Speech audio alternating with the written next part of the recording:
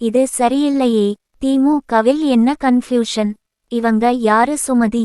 பாஜக வேற பாய ரெடியா இருக்கு. தென்சென்னை தொகுதியின் திமுக வேட்பாளருக்கு புதிய சிக்கல் ஒன்று ஏற்பட வாய்ப்புள்ளதாக கூறுகிறார்கள். என்ன காரணம், என்ன நடந்தது என்பதை பார்ப்போம். தென்சென்னையில் மீண்டும் வேட்பாளராக களமிறக்கப்பட்டுள்ளார் தமிழச்சி தங்கபாண்டியன்.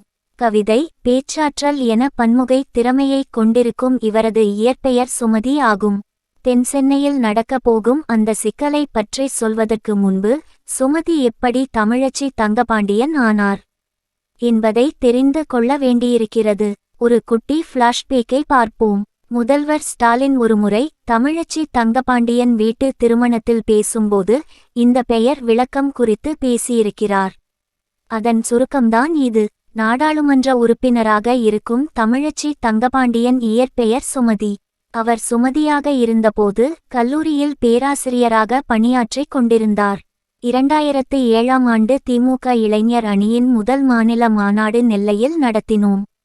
அந்த மாநாட்டிற்கு யார் தலைமை வகிப்பது, அந்த மாநாட்டை திறந்து வைப்பது, அதில் யார் யார் பங்கேற்பது என்பதையெல்லாம் நம்முடைய தலைவர் கலைஞர் அவர்கள் அடையாளம் காட்டி எங்களுக்கு குறித்து கொடுத்தார். அப்போது அந்த மாநாட்டின் கொடியேற்று விழா நிகழ்ச்சியை தங்கபாண்டியனின் மகள் சுமதியை அவர்களை அழைத்து நடத்துங்கள் என்று எங்களுக்கு உத்தரவிட்டார். அதற்கு அடுத்த நாள் எங்களை அழைத்து, சுமதி என்று பெயர் அச்சிட வேண்டாம், நான் பெயர் சொல்கிறேன், அந்த பெயரை போட்டு விளம்பரப்படுத்துங்கள் என்றார்.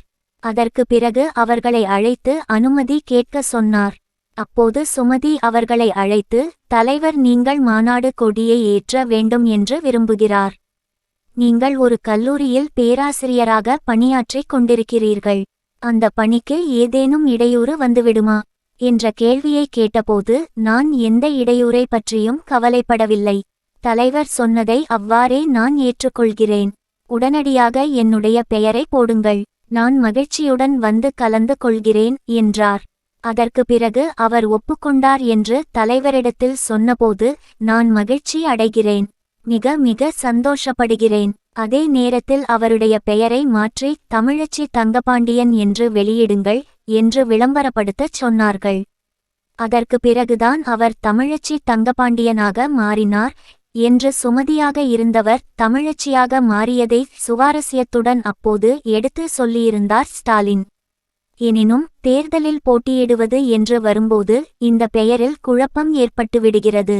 கடந்த 2021ஆம் ஆண்டு திருச்செந்தூரை சேர்ந்த வழக்கறிஞர் ராம்குமார் ஆதித்தன் என்பவர் சென்னை ஹைகோர்ட்டில் ஒரு கேஸ் போட்டிருந்தார்.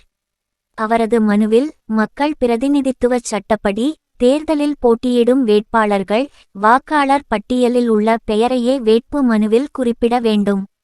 ஆனால் வாக்காளர் பட்டியலில் சுமதி என்ற பெயரில் இடம்பெற்றிருந்த தென்சென்னை திமுக எம்பி தமிழச்சி தங்கபாண்டியன் 2019 தேர்தலில் தனது வேட்பு மனுவில் சுமதி என்கிற தமிழச்சி தங்கபாண்டியன் என குறிப்பிட்டுள்ளார். அவரது வேட்புமனுவை தேர்தல் அதிகாரி ஏற்றிருக்க கூடாது. அந்த மனுவில் திமுக எம்பியின் பெயரை சுமதி என்கிற தமிழச்சி தங்கபாண்டியன் என்பதை சுமதி என மாற்ற வேண்டும் என கோரியிருந்தது மிகுந்த பரபரப்பை ஏற்படுத்தியது. சுமதி என்கிற தமிழச்சி தங்கபாண்டியன் என்றே பெயர் அச்சிடப்படுகிறது. தேர்தல் விளம்பர போஸ்டரில் உள்ளது தமிழச்சி தங்கபாண்டியன் என்ற பெயர் அச்சடிக்கப்பட்டாலும் வாக்குப்பதிவு இயந்திரத்தில் சுமதி என்றே இருக்கும். இதுதான் தென்சென்னை தொகுதி மக்களுக்கு குழப்பத்தை தந்துவிடும் என்கிறார்கள். அதாவது சின்னத்தை பார்த்து ஓட்டு போட்டால் திமுகவுக்கு சாதகம்தானாம். ஆனால் பெயரை பார்த்து ஓட்டளிக்க நேர்ந்தால் வீண் குழப்பம் ஏற்பட வாய்ப்புள்ளதாக கருதுகிறார்கள். கடந்த முறையே 2 பெயரையும் போட்டு பிரச்சினைக்குள்ளானது. இந்த முறை சுமதி என மட்டுமே போட்டுள்ளதாக தெரிகிறது. எனவே இந்த பெயர் குழப்பத்துக்கு ஒரு முடிவு கட்டினால் தென்சென்னை தொகுதிக்கு மட்டுமல்ல திமுகவுக்கும் லாபம்தான் என்கிறார்கள் உடன்பிறப்புகள். பொறுத்திருந்து பார்ப்போம்.